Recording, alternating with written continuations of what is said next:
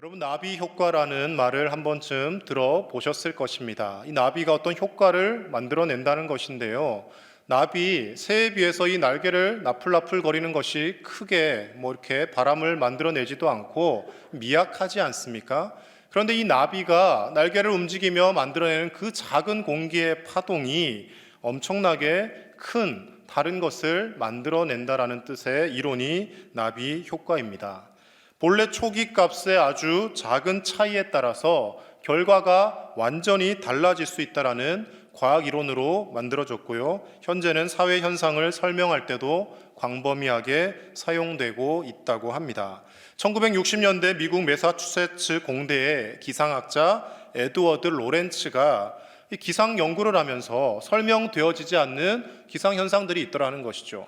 갑자기 토네이도, 엄청난 회오리 바람 있지 않습니까?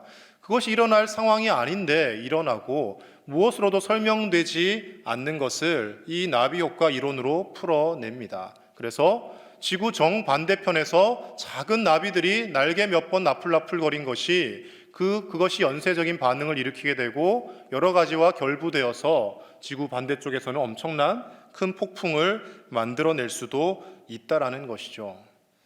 그런데 우리의 인생 가운데서도 이런 나비 효과가 인생에도 적용이 되는 것을 알 수가 있습니다. 우리가 무심코 했던 말 한마디, 우리가 무심코 가지고 있던 습관 하나, 우리의 잘못된 생각 하나가 우리의 인생에 나중에 시간이 지난 후에 엄청나게 다른 결과들을 가져오는 일들이 생겨나더라는 것이죠. 그래서 하나님께서 악은 그 모양이라도 버리라라고 말씀하시는 것은 작은 모양, 작은 습관 하나 가지고 있을 뿐인데 지나고 나면 나비 효과와 같이 눈덩이처럼 내 인생을 잘못된 곳으로 이끌어가는 그런 역할을 하게 되더라는 것입니다. 성경에 등장하는 많은 인물들에게서도 그런 나비 효과와 같은 모습들이 있습니다. 오늘 말씀에 등장하는 사사 기드온도 마찬가지입니다. 이 사사 기드온이 살아가던 시대상을 잠시 살펴보면요, 사사기 5장 말씀에 여자 사사였던 드보라가 그 백성들을 다스리게 되고 그로부터 40년 동안 이스라엘이 평온한 상태였다라고 말씀은 기록합니다. 무려 40년간 평온한 상태를 유지하였으면 어떻게 하는 것이 정상이겠습니까? 하나님께서 이방 나라들로부터 우리를 건지셨고 이렇게 우리를 평안하게 하셨는데 그 하나님의 은혜를 늘 찬송하며 기뻐하며 살 법도 한데 인간의 죄성은 결코 그렇게 살도록 우리를 내버려 두지 않습니다. 먹고 살만해지고 삶이 평온해지고 근심과 걱정이 없어지면요, 하나님을 기억하는 것이 아니라 하나님이 하지 말라고 하신 다른 것에 자꾸 눈을 돌리게 되더라는 것이죠.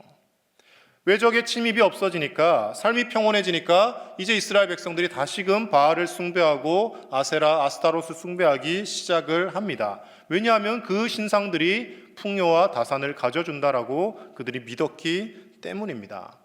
하나님께서 그래서 그들을 미디안의 손에 붙이셔서 7년간 고통스럽게 하셨다라고 말씀은 기록하고 있습니다. 이 미디안 사람들이 얼마나 이스라엘 백성들을 괴롭혔냐면 그들이 그들의 집에서 살지 못하고 산속으로 다 숨어 들어갔다고 합니다. 산에서 웅덩이를 파고 굴을 만들고 그 산속에 숨어서 산성을 짓고 그렇게 살았다라는 것이죠. 한 번씩 미디안 군대가 아말렉과 연합하여 쳐들어오면 모든 파종한 곡식들을 다 쓸어가고요, 먹을 것을 남겨두지 않았습니다. 이런 궁핍하고 어려운 상황 가운데 하나님께서 사사 기드온을 부르셔서 사용하시더라는 것이죠. 이 사사 기드온의 삶 가운데 그의 삶을 자세히 살펴보면 나비 효과와 같은 기드온의 삶이 보이는 것을 말씀을 통해 알 수가 있습니다. 그의 삶 가운데 크게 두 가지 변화가 있습니다. 작은 사건 하나로 인하여서 그의 인생이 좋게도 변했다가 그리고 말년에는 약간 또 나빠지는 쪽으로 가게 됩니다.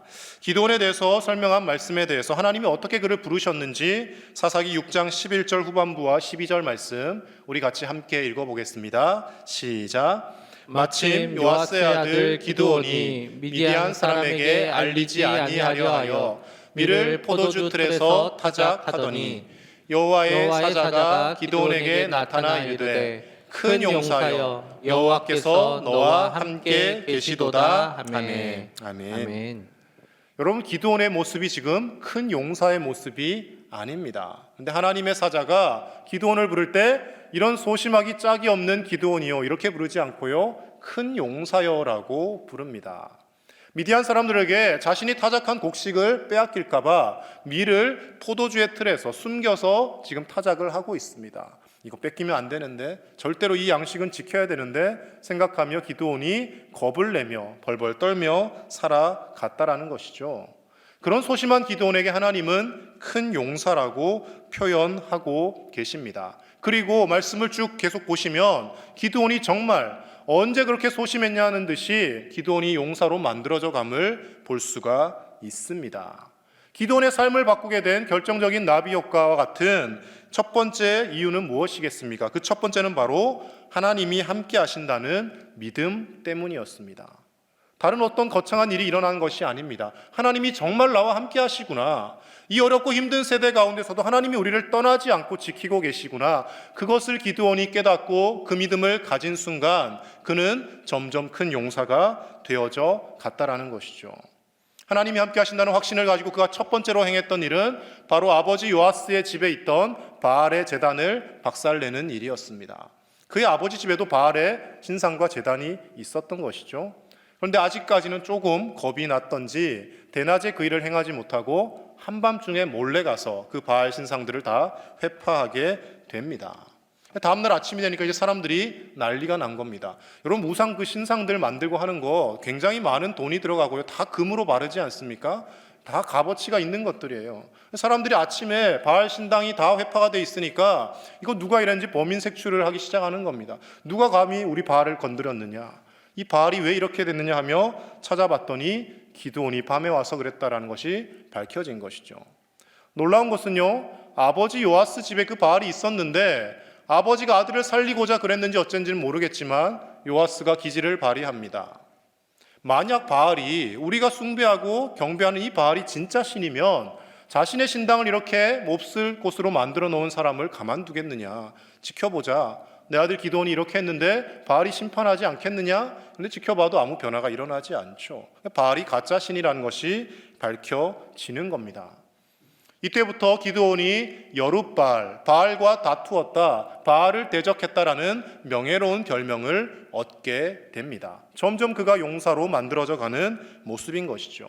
그리고 그 다음 우리가 너무나도 잘 아는 300명의 용사들과 미디안의 13만 5천 대군을 쳐부순 사건이 나오게 됩니다. 여러분, 그 사이에 시간이 길게 흐르고 기드온이 어떤 군사적 전략 훈련을 받고 무기를 갈고 닦고 했던 것이 아닙니다.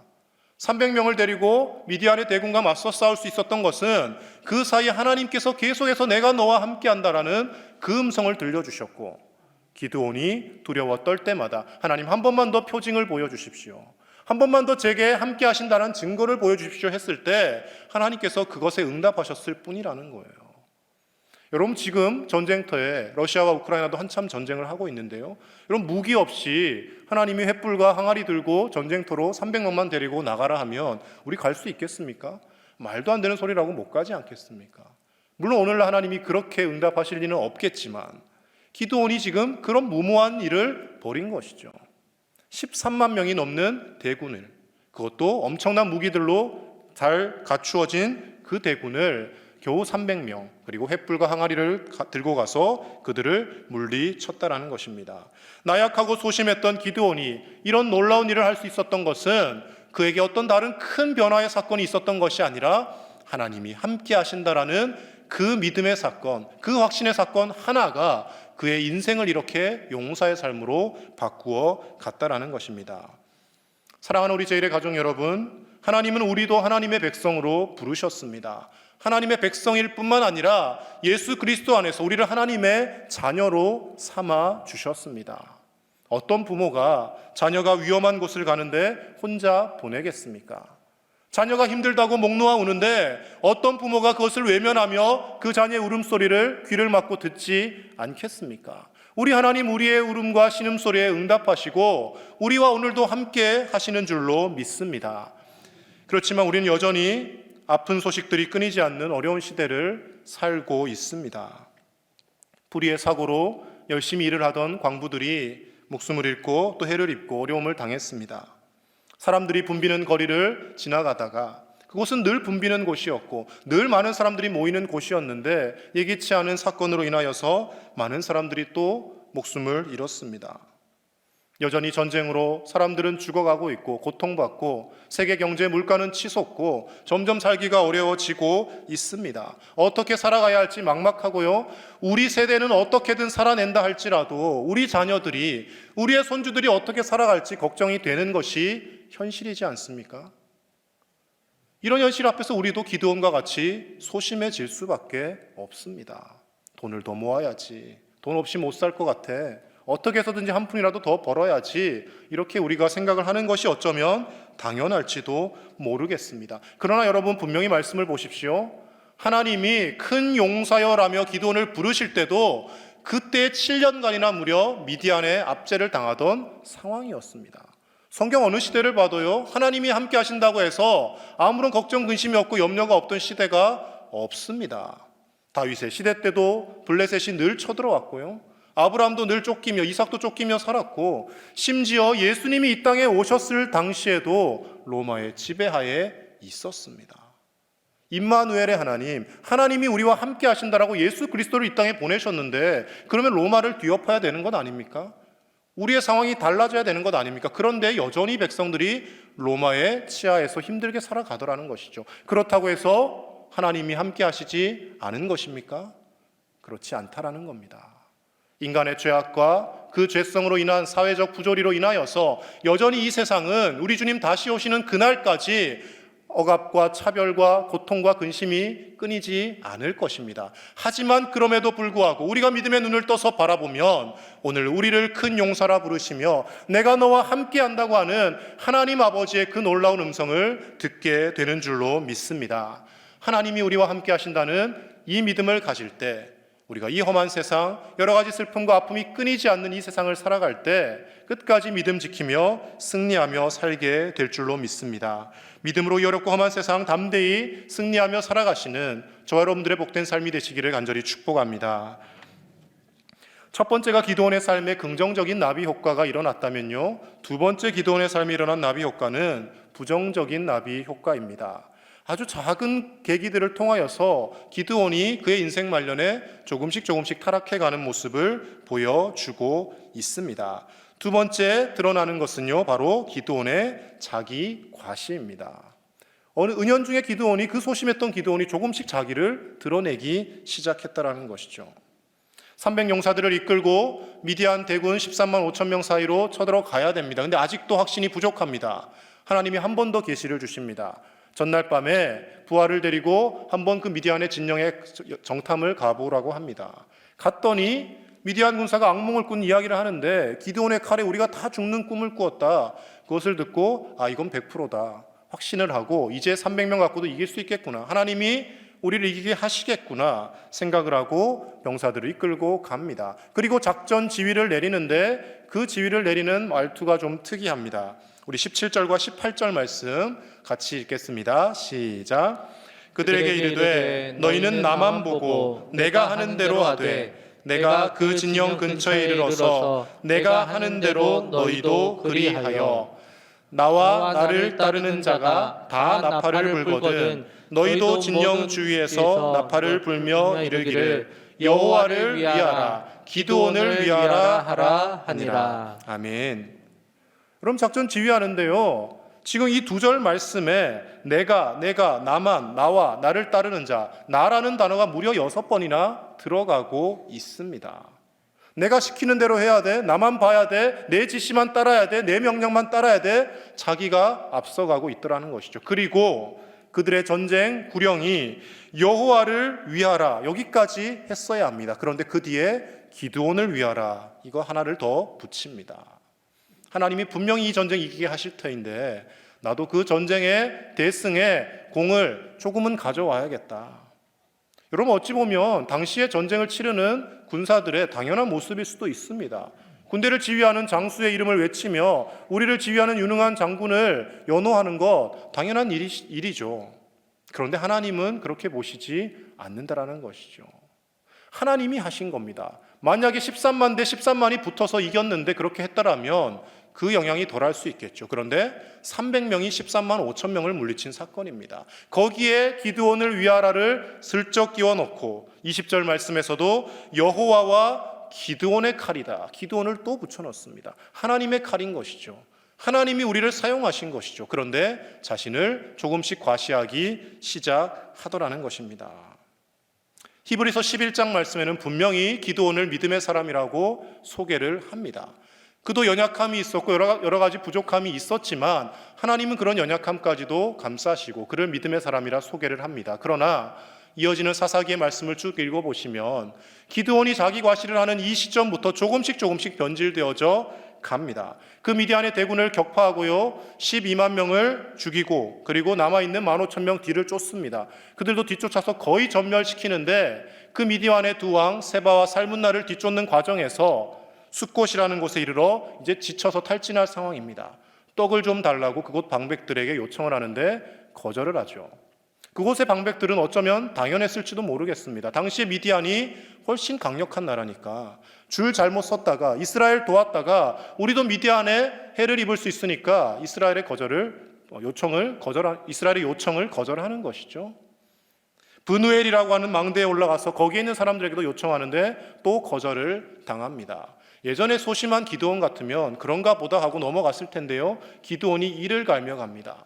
내가 미디안에 저 군사들을 전멸시키고 돌아올 때 너희들을 반드시 응징하리라. 보복 심리가 올라오는 것이죠. 그리고 실제로 미디안의 왕을 잡아 죽이고 돌아오는 길에 그 사건을 열거해서 보면 그 브누엘 망대에 있는 모든 사람들을 다 학살하고요. 그리고 숫곳에 있던 77명의 장로들을 다 죽여버립니다. 아니 이전에 그 소심했던 사람이 어떻게 이렇게 난폭하게 변할 수가 있겠습니까? 자기 과시가 그 작은 하나가 나비 효과를 가져오고 그의 삶이 조금씩 변질되어져 가는데 영향을 미쳤다라는 것입니다. 비슷한 하나님의 역사와 기적 사건을 경험한 사람 중에 모세는 사뭇 다른 태도를 보여줍니다. 홍해를 가르는 큰 기적의 사건 앞에서 모세는 이렇게 이야기합니다. 출애굽기 14장 13절 14절 함께 읽겠습니다. 시작. 모세가 백성에게 이르되 너희는 두려워하지 말고 가만히 서서 여호와께서 오늘 너희를 위하여 행하시는 구원을 보라. 너희가 오늘 본 애굽 사람을 영원히 다시 보지 아니하리라. 여호와께서 너희를 위하여 싸우시리니 너희는 가만히 있을지니라. 아멘. 여러분 결국 홍해는 어떻게 해서 갈라집니까? 하나님께서 모세에게 너는 왜 내게 부르짖느냐? 부르짖고만 있느냐? 지팡이를 들어 홍해를 쳐라라고 말씀하십니다. 모세가 지팡이를 치는 거예요. 그러면 자, 이 지팡이 끝에 주목하기를 바랍니다. 지팡이를 잘 보십시오. 이제 홍해가 갈라집니다. 할 법도 한데 단 한 번도 모세가 그렇게 하지 않더라는 거예요. 너희는 가만히 있어. 여호와께서 오늘 구원하실 것이다. 여호와께서 너희를 위하여 싸울 것이다. 자신을 단 한 번도 집어넣지 않습니다. 내가 지팡이로 이 홍해를 치지만 내가 하는 것 아니다. 하나님이 하시는 것이다. 나는 도구로 쓰임받을 뿐이다. 하나님의 은혜로 여기까지 왔다라는 그 철저한 믿음으로 모세가 나아가더라는 것이죠. 그랬기에 그는 마지막 순간에 그토록 원했던 가나안 땅을 밟지 못할 것이라고 하나님이 말씀하셨을 때도 한마디 항변하지 않고 예하고 순종합니다. 40년 광야 생활 끝에 한번 들어가 보고 싶지 않겠습니까? 그런데 하나님 아니라 할 때 그는 순종하더라는 겁니다. 그러니 하나님께서 이 사람 모세는 지면의 온유함이 모든 사람보다 더하더라고 말씀하시고 앞으로 모세 이후에 그와 같은 선지자가 일어나지 못했다라고 모세를 세워주신 것이죠. 하나님께서 우리와 함께 하신다는 믿음이 이 세상을 살아가는 데 중요합니다. 하지만 그것에서 더 나아가서 하나님이 원하시는, 하나님이 기뻐하시는 진짜 믿음은 하나님이 함께 하셔서 이 어려운 세대 가운데 기적적으로 내가 살아가고 있지만 그것은 나의 힘과 나의 능력이 아니라 전적으로 하나님이 하신 것입니다라고 우리가 생각하며 하나님만 나타내기를 원하고 계십니다. 누가복음 17장 말씀에 제자들이 예수님께 찾아와 믿음을 더하소서라고 부탁합니다. 17장 5절 말씀 제가 읽겠습니다. 사도들이 주께 여짜오되 우리에게 믿음을 더하소서 하니. 믿음을 더하소서. 어떻게 하면 큰 믿음을 가질 수 있습니까? 라고 요청을 하자 예수님께서 이어지는 말씀에 너에게 겨자씨 한 알만큼의 믿음만 있어도 이 뽕나무가 바다에 심겨지라 하면 그대로 될 것이다. 나무를 바다에 심을 수 없지 않습니까? 그런데 그 불가능한 일을 겨자씨만한 믿음이 있으면 가능케 하는 것이 믿음이다라고 말씀하십니다. 그런데 여기 이것은 단 한 절을 말씀하시고요, 이어지는 네 절을 할애해서 다른 말씀을 하십니다. 약간은 뜬금없는 소리를 하십니다. 우리 17장 10절 말씀 같이 보겠습니다. 시작. 이와 같이 너희도 명령받은 것을 다 행한 후에 이르기를 우리는 무익한 종이라 우리가 하여야 할 일을 한 것뿐이라 할지니라. 아멘. 믿음을 더하소서 했는데 어떻게 하면 큰 믿음을 가지겠습니까 했는데 너희는 무익한 종일 뿐이다. 너희는 마땅히 할 일을 했을 뿐이다라고 고백해라. 그것이 믿음이다라고 말씀하시는 거예요. 하나님의 은혜로 하나님이 함께 하심으로 인하여 큰 역사를 경험하는 것 중요합니다. 하나님이 우리 삶을 이끌어 가시는 것 중요합니다. 그런데 그것보다 더 중요한 것은 그 모든 것을 하나님이 하셨다라고 하나님께 영광을 돌리는 것이 진짜 하나님이 찾으시는, 하나님이 기뻐하시는 믿음이라는 것입니다. 사람들이 인정해주고 칭찬해주고 조금 알아주기 시작하면 우리의 마음속에는 어느샌가 내가 조금 나를 드러내려고 하는 마음, 나를 나타내려고 하는 마음들이 스멀스멀 자리 잡게 됩니다. 김동호 목사님 설교하실 때 자주 본인에게 영향을 주셨던 한 목사님에 대해서 소개를 하십니다. 그분을 꼭 닮고 싶었고 그분처럼 목회하고 싶었다라고 김동호 목사님 설교하는 것을 자주 들었습니다. 바로 청량리 중앙교회에 담임하셨던 임택진 목사님이라고 하는 분입니다. 지금은 이분이 이제 돌아가셨고요, 우리 교단의 총회장까지 역임을 하셨던 분이십니다. 이분이 목회를 잘 하시는 것도 많이 소문이 났지만 겸손하기로 참 소문이 나셨던 분입니다. 김동호 목사님 그런 말씀을 하셨습니다. 자기가 은퇴할 때 어떤 은퇴사를 할까, 저분처럼 하고 싶다, 그런 말씀을 하시더라고요. 이분이 평생을 목회한 교회에서 은퇴식 날 이제 은퇴사를 하는 시간이 되었습니다. 많은 말씀들을 하고 싶지 않았겠습니까? 그동안 함께해 주신 성도님들 감사합니다. 어느 장로님 그동안 함께해 주셔서 감사합니다. 어느 권사님 고맙습니다. 여러 말들을 하고 싶었을 겁니다. 그런데 이분이 딱 올라가셔서 한마디 하고 내려오셨습니다. 그동안 감사했습니다. 무익한 종은 물러갑니다. 이 한마디 하고 은퇴사를 끝냈다라는 거죠. 은퇴사를 길게 한다고 잘못이 아닙니다. 할 수 있고 해도 됩니다. 그런데 이분의 삶은 늘 한결같이 이런 모습이었다라는 거예요. 자기 드러내지 않고 평생 그 교회를 목회해서 부흥시켰지만 내 공로가 아니고 나를 사용하셔서 하나님이 일하신 것이다. 나는 무익한 종일 뿐이고 내가 이 교회에서 은퇴한다고 한들 내가 무슨 대접을 받고 높임을 받겠느냐. 자기는 늘 그런 마음으로 살아오셨고 평생을 그렇게 살다가 돌아가시고 하나님 품으로 가셨다라는 것이죠. 김동호 목사님 그 자세를 늘 본받고 싶다라고 설교하는 것을 들은 적이 있습니다. 교회에서 우리가 사람들에게 조금 칭찬받고 높임 받으면요, 우리가 은연중에 내가 한 일을 좀 더 드러내고 싶고 내가 이 일도 했는데 내가 이 정도는 되는데 그런 마음들이 찾아옵니다. 심지어 별로 잘하지도 못하면서 위로상, 격려상 잘한다고 그러면 정말로 잘하는 것처럼 착각을 할 때가 있습니다. 예배를 마치고 나갈 때면 가끔 성도님들이 말씀의 은혜를 받았습니다라고 위로의 말씀을 하십니다. 왜냐하면 분명히 눈을 감고 설교를 들으시는 걸 봤거든요. 그런데 은혜를 받으셨대요. 눈 감고도 다 들리시는 거죠. 그러니까 젊은 목사가 설교하고 목회하는 거 위로차 말씀하시는 거죠. 그러면 이제 그런 말씀을 들으면 더 겸손하고 잘 해야 되는데 사람인 이상 오늘 내가 설교를 잘했나? 뭘 잘한 건가? 착각을 하게 되는 거죠. 그런 마음들이 늘 들더라는 것이죠. 그렇게 조금씩 어깨에 힘이 들어가고 교만해질 때면 그것을 한 방에 무너뜨리는 사람이 있습니다. 집에 가면요, 저희 아내가 당신이 그러고도 목사야라고 자주 이야기합니다. 집에 가면 저희 민낯을 다 보는 거거든요. 화가 나면 소리도 질렀다가 말도 안 되는 거 막 맞다고 우겼다가 나중에 제가 틀리고 여러 부족한 모습을 보니까 당신이 목사가 맞냐라고 이야기를 하면 그래, 내가 이래서는 안 되지 생각을 하는 거죠. 지금도 가장 신기하면서도 감사한 일 중 하나는 저희 아내가 아직도 예수님을 잘 믿고 신앙생활을 잘 하는 게 감사합니다. 이런 부족한 목사를 보면서도 예수님을 믿을 수 있다는 거 감사한 일이죠. 우리는 다 부족하고 우리는 다 연약합니다. 사람들의 칭찬에 목말라 하고요, 조금만 사람들이 나를 세워주면 내가 무엇이라도 된 것이냐 자꾸 나를 드러내고 나를 과시하려고 하는 모습들이 누구에게나 있습니다. 그러나 하나님께서 원하시는 참된 믿음의 모습은 우리가 누군가가 칭찬을 했을 때 아닙니다. 하나님이 하신 겁니다. 저는 아무것도 한 것이 없습니다. 아닙니다. 저 집사님이 함께 도와주셔서 잘 한 겁니다. 구역장님이 잘 챙겨주셔서 이렇게 된 겁니다. 장로님들이 잘 기도해 주셔서 잘 된 겁니다. 함께 서로를 위로하고 공을 돌리고 나는 뒤로 물러나고 하나님의 영광을 나타내고 서로를 세워주는 모습, 이것이 하나님이 기뻐하시는 참된 믿음의 모습인 줄로 믿습니다. 신앙생활하면서 우리는 수도 없이 많은 설교를 듣습니다. 설교를 선포되어지는 하나님의 말씀이라고 칼바르트는 해석을 합니다. 하나님의 말씀을 우리가 가만히 계산해 보면요, 1년 52주, 주일만 52번 듣습니다. 수요일까지 하면 104번을 듣습니다. 매일 새벽 예배를 오시는 분들 다 계산하면 1년에 거의 400번 이상의 설교를 듣습니다. 50년을 신앙생활 하신 분들 2만 번 이상의 설교를 듣습니다.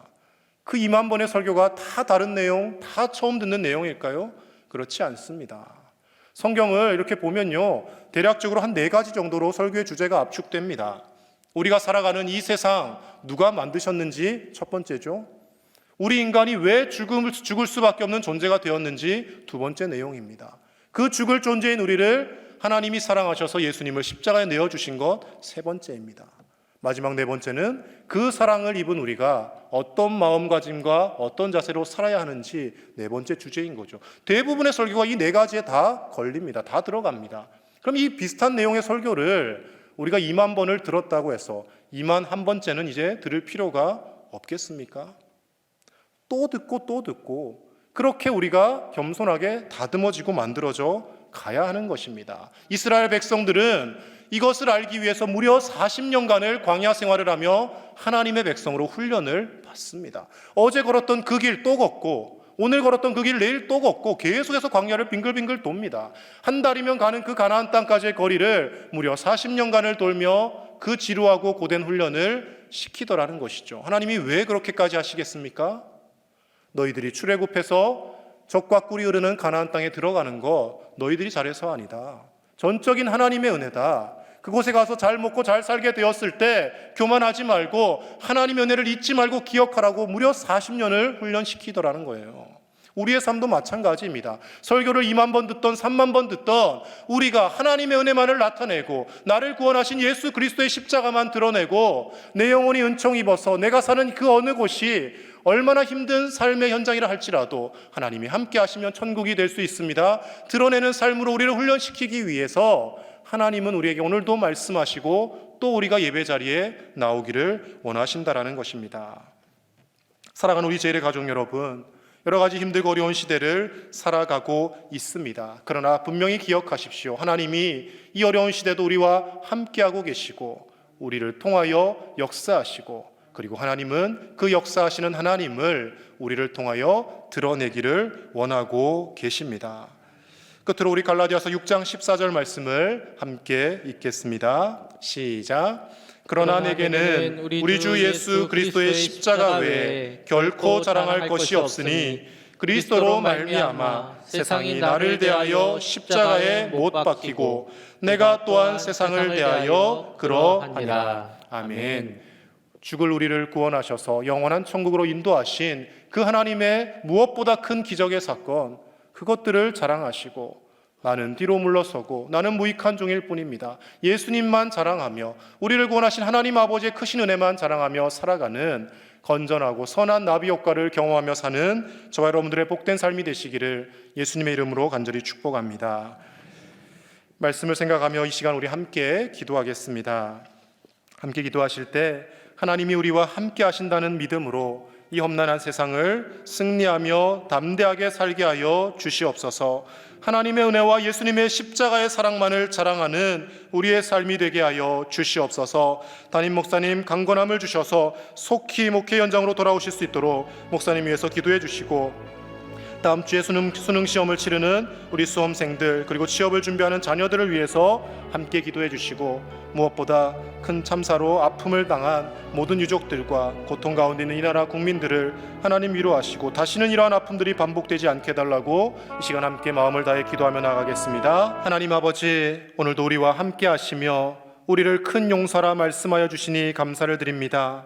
여전히 세상에 주눅들어 살고 세상의 어려운 현실을 바라보며 우리의 믿음이 작아질 때가 있지만 하나님께서는 우리와 함께 하심을 통하여서 우리가 큰 용사의 삶을 살아가기를 원하시는 것을 말씀을 통해 봅니다. 사랑하는 우리 제1의 모든 가족들이 어려운 시대를 살아가지만 하나님이 함께 하심으로 믿음으로 담대히 세상을 이기며 살게 하여 주시옵소서. 우리 삶 가운데 역사하시며 놀라운 수많은 기적의 사건들을 일으켜 주셨던 그 하나님 아버지만 드러내며 살게 하여 주시고 우리는 무익한 종일 뿐이라라고 겸손하게 고백하며 나를 사랑하셔서 십자가에 대신 죽기까지 하신 예수 그리스도의 십자가만 자랑하며 살게 하여 주시옵소서. 사랑하는 담임 목사님 속히 강건케 하여 주셔서 이전보다 더 강건한 모습으로 돌아오실 수 있도록 도와주시고 하나님 행복하게 목회하실 수 있도록 영육의 강건함을 더하여 주시옵소서. 입시를 준비하는 우리 수험생 자녀들과 취업의 관문을 넘고 있는 우리 자녀들을 기억하여 주셔서 주님 손 붙잡고 승리하며 평안함 가운데 이 모든 시간들을 잘 이겨나가게 하여 주옵소서.